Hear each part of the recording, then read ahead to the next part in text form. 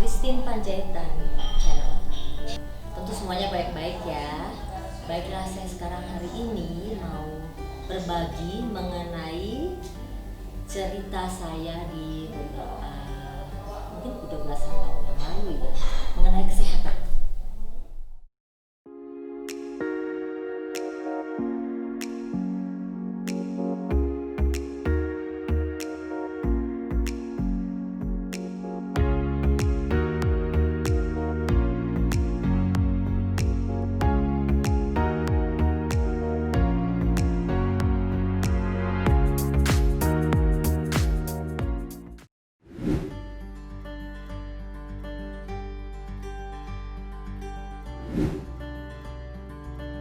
Ya, saya tahunya saya miom waktu saya baringnya telentang. Saya pegang guling, itu gulingnya nggak sengaja saya guling-gulingin di perut gitu, kok kayak ada polisi tidur gitu, jebluk gitu. Jadi saya bilang sama suami, ya suami emang bilangnya di situ, ini bang, kenapa ya kayak ada jendolan? Masa sih katanya? Besok periksa. Besoknya saya langsung periksa, kebetulan saya lagi haid. Jadi diperiksanya katanya sih kalau lagi haid itu katanya gampang, mungkin karena bengkak atau apa gitu ya di dalam. Periksa kaget dia langsung gitu USG. Lah, kenapa? Apaan? Aku bilang, melihat mukanya kaget kan, saya langsung, ada apa sih? Ya, dia bilang ada miom katanya. Waduh, jadi gimana dong? Aku bilang. Kalau itu waktu itu umur saya 44 tahun. Sebenarnya kalau dibiarin katanya sih nanti menopause, waktu menopause kita itu mengecil sendiri terus makin kecil, apalagi dikasih obat tentunya ya. Tapi suami nggak mau ambil resiko, saya juga nggak mau, kayaknya nganggap ada alien gitu loh di dalam perut, nggak mau ya, mendingan diangkat aja. Jadi periksa semuanya di USG seperti itu, ganas atau enggak gitu ya, dilihat sih nggak apa-apa, lalu siap untuk operasi. Itu umur saya 44 tahun, 15 tahun yang lalu. Saya tenang-tenang aja tuh, nggak ada masalah karena emang nggak ada keluhan. Kalau orang biasanya kan perdarahan, kayak teman saya juga ada yang gitu. Saya enggak, dia itu menstruasi juga teratur, saya selalu 26 hari, gak apa-apa. Nah, makanya saya jadi bingung, lah kenapa tiba-tiba jadi ada miom. Emang dulu saya pernah pakai IUD ya, alat kontrasepsi. Pakai IUD itu katanya sih suami saya bilang bisa ada ini sedikit apa sih di dalam gitu ya, radang gitu. Jadi udah diobatin sama suami. Waktu itu saya ke rumah sakit, di apa sih katanya, dibakar kayaknya, di dalamnya dibakar biar mati gitu semuanya. Udah abis itu saya, ya itu ya salah juga ya, sebagai istri seorang objin malah mestinya saya lebih rajin periksa, tapi malah saya santai aja, ntar aja, padahal kan itu udah harus diperiksa misalnya setahun sekali gitu. Ini wah santai aja, tiba-tiba ketemu tuh miom. Jadi ya nasiblah saya dapet miom. Nah waktu itu dioperasi, operasinya berjalan dengan baik, saya juga nggak merasa sakit. Mungkin karena saya dapat hak istimewa karena suami. Jadi beres deh pokoknya, sampai sekarang aman-aman aja tuh.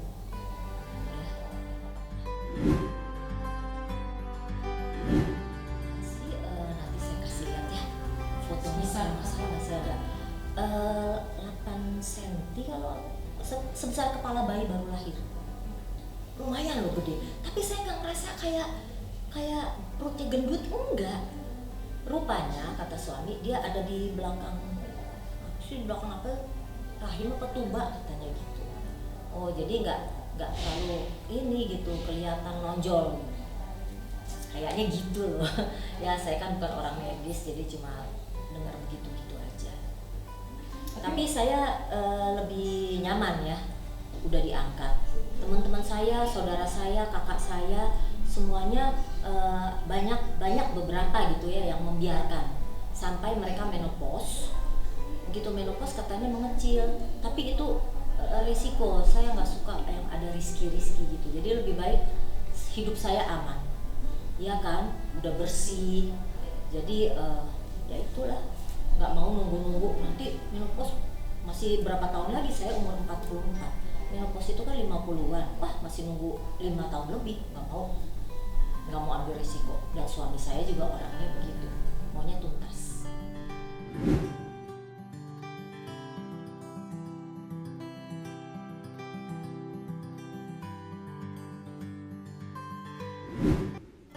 Aku berangkat sama ibu saya yang masih hidup, mas waktu itu masih ada ya, berangkat ke rumah sakit ya.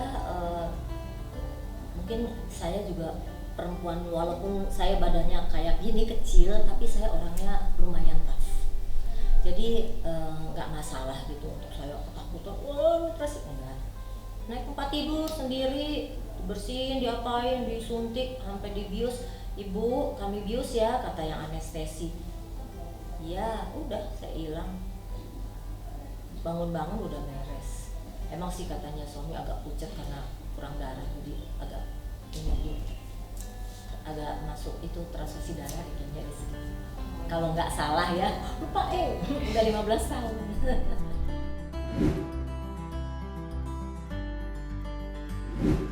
Waktu hamil belum ada ya. Itu kan waktu 44 itu saya umur anak saya yang kecil udah 9 tahun. Dia tahun 95 lahirnya.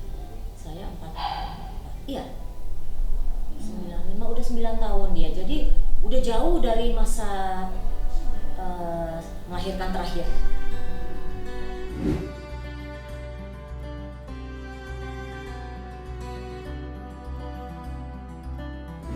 Itu pertanyaannya yang paling bagus. Untung diingetin, jadi saya bisa kasih tahu pada ibu-ibu ya. Kayaknya saya mengkonsumsi vitamin E. Jadi itu sebenarnya adanya tadinya kecil banget, tapi kayaknya dia dikasih makan gitu. Jadi makin besar. Ini ada analisa seorang dokter ya. Dia bilang ke saya, karena vitamin E, jadi dia makin besar sampai segede bakso, sampai segede kepala bayi. Saya nggak sadar. Jadi ya kalau bisa jangan berlebihan lah ya minum vitamin atau apa gitu. Ya demi, tadinya kan mikir vitamin E bikin kulit kita bagus ya, bikin awet muda, ternyata ya begitu.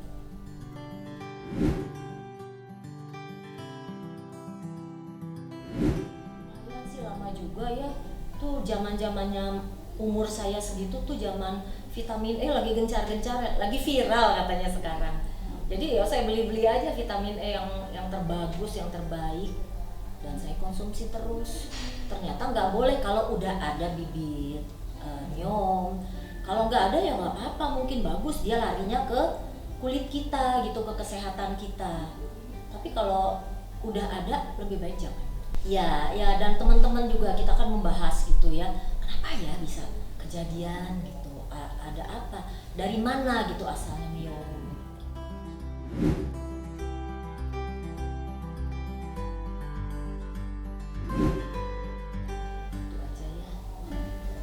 Mudah-mudahan itu aja.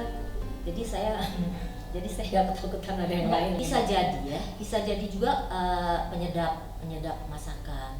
Makanya emang kan katanya ada yang bilang penyedap masakan itu bisa bikin kanker ya. Ya kanker itu datangnya, saya rasa penyakit itu datangnya kalau emang udah ada bibitnya di tubuh kita. Jadi kalau kita sehat nggak apa-apa, saya rasa kalau makan sedikit dan tidak rutin, jadi tidak menumpuk di badan kita. Boleh aja kita pakai penyedap masakan ya, sekali-sekali boleh dong, tapi nggak usah tiap hari, nggak usah tiap saat. Benar itu penyedap itu.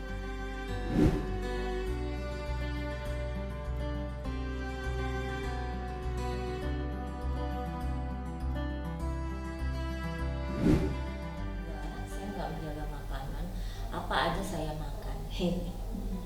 Daging-dagingan, apalagi mie, wah udah deh, hobi.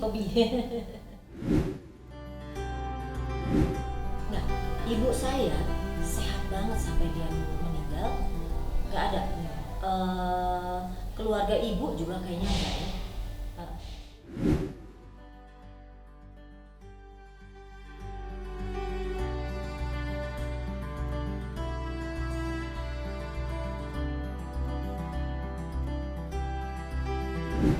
Kalau sekarang ini saya udah lumayan berumur, saya Desember nanti udah 60, tentu saya jaga kesehatan.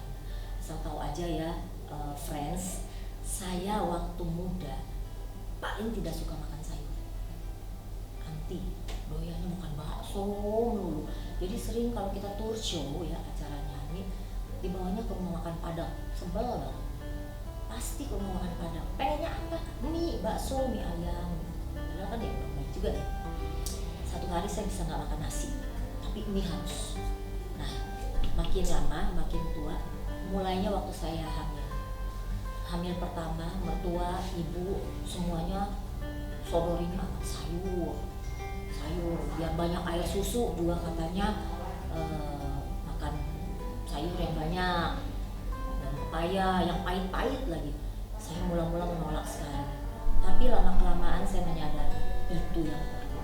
Jadi sekarang kadang-kadang saya kalau ke supermarket ya, sekarang udah tua ini, saya beli salad satu ini, udah itu beli mayonesnya, banyak sekarang mayonesnya berbagai rasa, enak banget.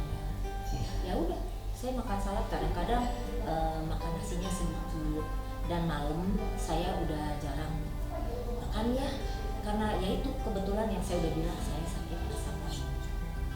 Jadi kalau asam lambung itu kan kalau makan tidurnya nggak boleh cepet-cepet, 2-3 jam baru boleh tidur.